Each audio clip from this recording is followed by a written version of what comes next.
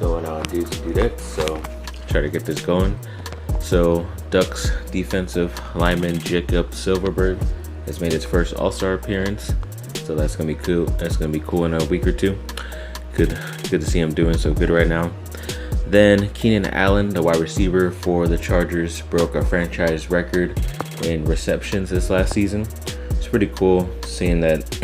As far as fantasy-wise, since I had him on my team, he didn't really have that many crazy amount of points, but still did a lot of good stuff when it comes to his job and what he's supposed to do. He just needs a little bit more help. Then, as of right now, the Lakers, as far as trading pieces, are interested in a couple of point guards. One who retired pretty early, even though I think he's still not even 30 years old, or he might be 30 right now, is Darren Collison.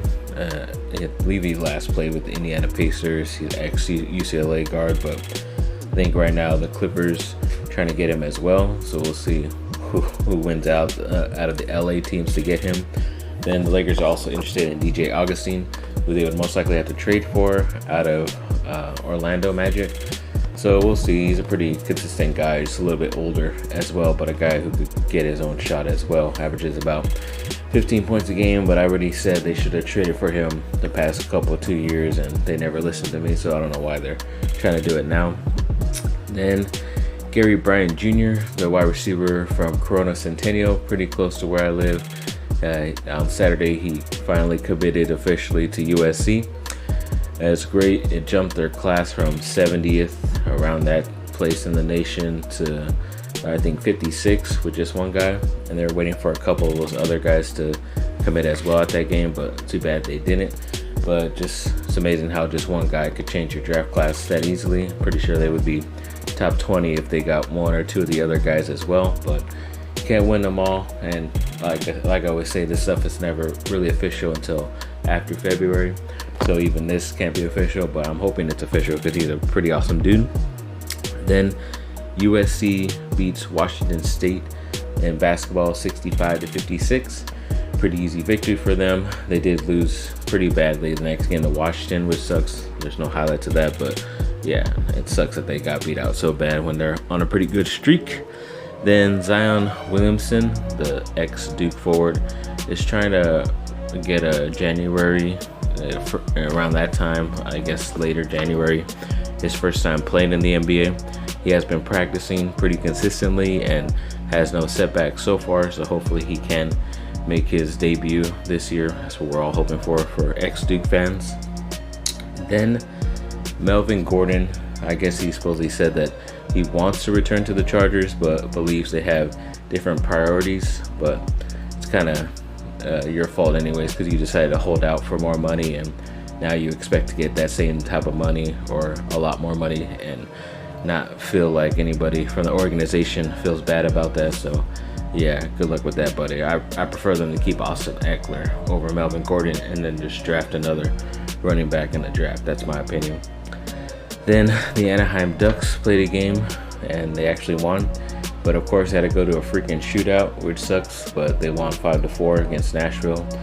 So yeah, glad they got the W, but yeah, they've been on a pretty bad streak so far when it comes to losing. Then the Lakers played the Phoenix Suns the other day, and they got the victory 117-107. It's pretty good to see them get this W because Devin Booker, the Suns guard, was coming in pretty hot as of late, scoring wise, and luckily they were able to get the W. Devin Booker would be on the Lakers if it was my choice back in the day when he was coming in for the draft, but obviously don't listen to me. But yes, LeBron James also triple-doubled as well in that game, which is great to see. He had a couple of nice dunks as well, especially for the Lakers to get another home victory, which is good. At least they're winning at home.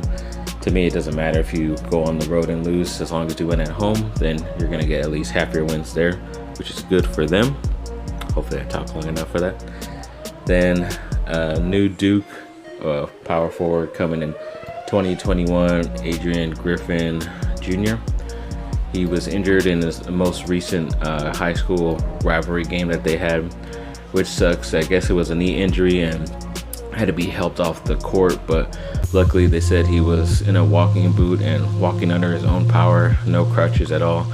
So it could be a precautionary thing that they just need him to rest it, and hopefully he doesn't have to play, but he still has another freaking year of high school left, and I'm just kind of hoping he doesn't play it so he can come to Duke healthy. And I know a lot of guys at that position, Duke has had injuries when they had in high school and then came to Duke and kind of played averagely. But yeah, I hope this is not another one of those cases, because I think this guy could be a next generational type of talent type of guy. That's just my opinion. And then Lakers play a lot of their old ex-Laker foes that they traded away for Anthony Davis and the Pelicans, and they won 123-113. It's a really cool game from watching the highlights. A lot of nice dunks there, but Anthony Davis also had a major game as well with, I believe it was 46 points and 13 rebounds, which is crazy. I believe he scored 30 plus, like nearly 40 points also the last time he played in New Orleans against his former team, and then now he just upped it up more with more points, which is great, and they still got the W both times, so that's what the Lakers are happy about. I think Ingram and Ball, the ex-Lakers, did pretty well themselves, at least scoring 20 points, but it's kind of obvious if anybody has a little bit of talent and they're in the NBA, you can score an average 15 plus points a game, and as long as you're getting the minutes to do so, whether your shooting percentage is high or low. So it's not really much of a big thing for those ex-guys to do that, but yeah, that's the way I see that. Then Duke had one of the games this last week on Tuesday that I mentioned, the last one against Boston College, to kind of start off the ACC run right here, and they got the W 88-49.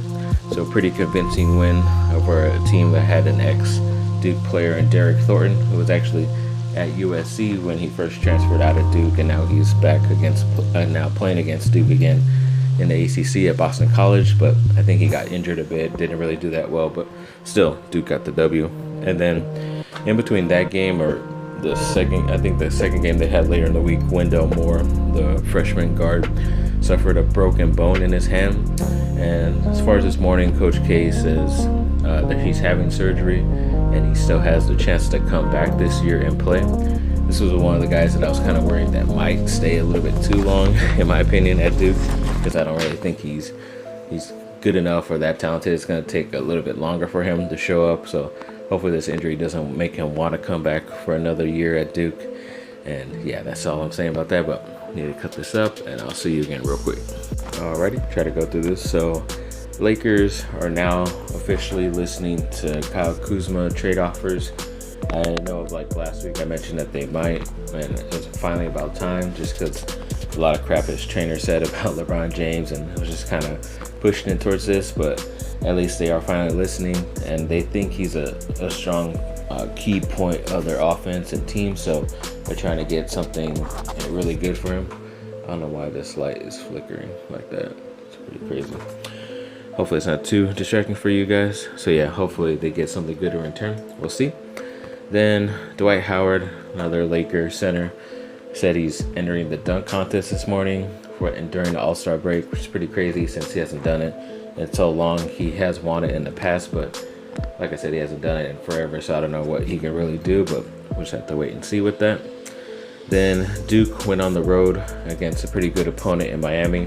It's been pretty good this year as far as the record shows, but Duke was able to basically outduel them the whole freaking game, which is great. So Duke beat them 95-62, showed what they can do on the road, and hopefully it can continue this week, starting Wednesday, I believe, against Georgia Tech, I believe. Then the Lakers got to play Derrick Rose and the Blake Griffin-less Detroit Pistons last night, and they were able to get the victory 106-99. And yes, everybody got free tacos because the team was held under 99 points at home. But yes, I'm just glad also seeing that, because it speaks to what they've been talking about this whole entire offseason, that they want to focus on defense, and you just never knew if it was possible. Yes, it helped that a lot of guys were injured for Detroit, and it was still a pretty close game when it shouldn't have been, because the past couple games Lakers have gotten up to 20-point leads and then let the other team come back. But that's just how the NBA is nowadays. That's just how much scoring there is. So I've always had this conversation. I don't know if the players are actually better during this era because everybody's scoring over 100, or especially if they're better on offense, or if they're crappier on defense, because a lot of teams score over 100 and the games are pretty crazy. But they did set a pretty good record for altogether as far as a team, with 20 blocks throughout the whole game, which is pretty crazy. And Anthony Davis had 8 of them himself, which is awesome. But he was close to a triple-double with just that amount of points. I think he had over 20 points and 10 plus rebounds as well. So he almost had a triple-double off of blocks, which is pretty insane.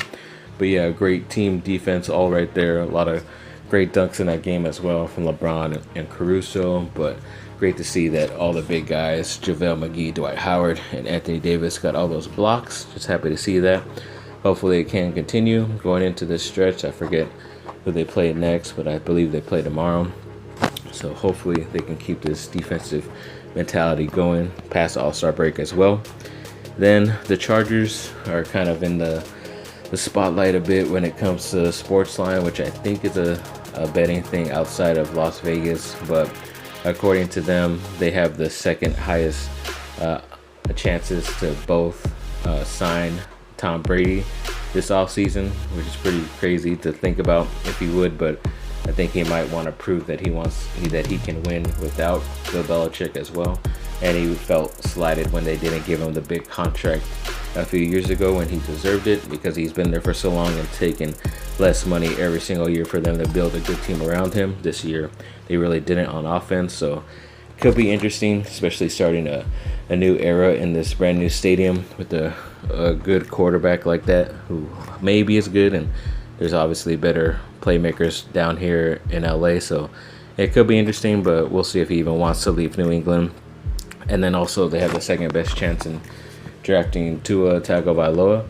I think it's just because Miami is number 4 and the Chargers are 7th, but I feel they probably won't even go this way if they do think they're going to sign Tom Brady, because there's kind of no point to have a guy like Tua sit out for that long. But he might have to anyways miss his first year just because of his injury and not knowing if he's going to be 100% by the start of this season. So it kind of might be a blessing in disguise if they do that, thinking about the future. But you could also get a guy next year in the draft, or even later in this draft, and start getting like offensive linemen and defensive linemen as well, linebackers, to secure up the rest of your team instead of just worrying about the quarterback and putting all your eggs into one basket and 2 guys. So yeah, it could be very interesting. Hopefully they make the correct decision. I guess I'm talking about you, GM Tom Telesco. But yeah, if they can't go far into the playoffs again, I think it might be time for both more Tom Telesco to leave than Anthony Lynn. But we'll see. They're pretty sure their contracts are up pretty close to now. But yes, thanks for watching, people. Like and subscribe, comment down below, let me know what y'all think. I don't really get political on here, but yeah, I'm pretty sure you already know how I feel about all this crap going on in the world, and the wildfires in Australia, which suck. Glad a lot of the stars were saying stuff last night at the Golden Globes, but they obviously have enough money to be able to change the whole situation when it comes to donating for reliefs and embracing power, whether it's voting for change and all that stuff. So yes, they have a lot of voice in someone like me, but hopefully some people listen and will help out around the world, because we all need to be, like Ellen says, a lot more kind to one another. And yes, I did just quote Ellen. But thanks for watching, people. Like and subscribe, comment down below, let me know what y'all think, and have a great rest of your day.